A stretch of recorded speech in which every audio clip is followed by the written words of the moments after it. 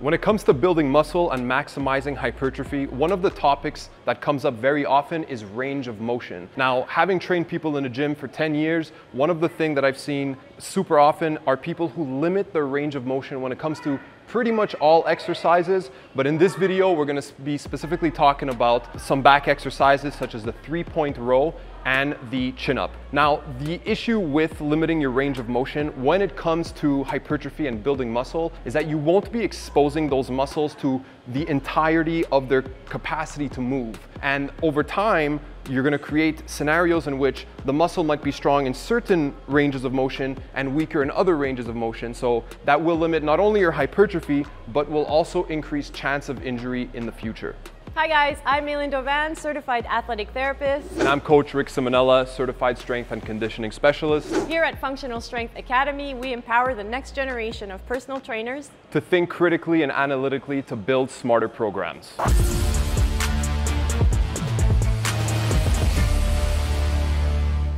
The first exercise we're going to look at is the 3-point dumbbell row.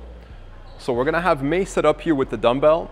Now, typically, the mistake that I'll see often is people will limit the movement happening at the shoulder blades, and therefore they won't be able to target all of the muscles in the back. So that's a very common way of doing the dumbbell row in all of its variations. But instead, the better thing to do in this case would be to try and reach with the arm, create more of a lengthened position in all of the associated back muscles and the shoulder blade.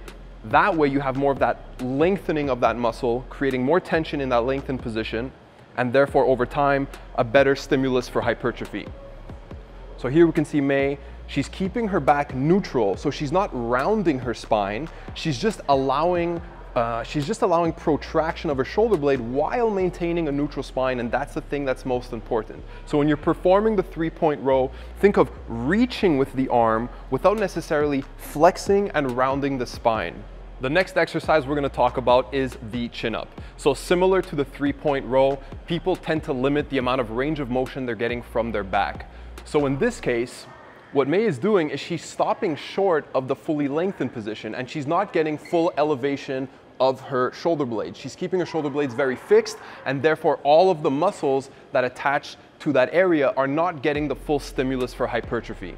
Instead, the better thing to do over time is to get that fully lengthened position at the bottom where you do get upward rotation of the scapulae, and then that way you will improve, again, that hypertrophy stimulus to those muscles, and over time just build a bigger back and a stronger back.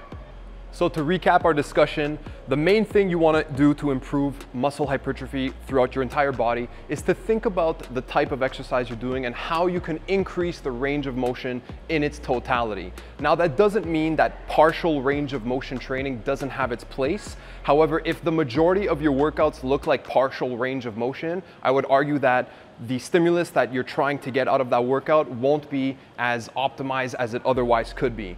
So to recap, we used 2 exercises, the 3-point row and the chin-up, to demonstrate how range of motion can be improved, but I also want you to think about how that logic can be applied to pretty much every single exercise you would be doing for yourself and for your clients. If you found this helpful and you want to learn to make smarter programs, hit that bell to get notified for next week's video.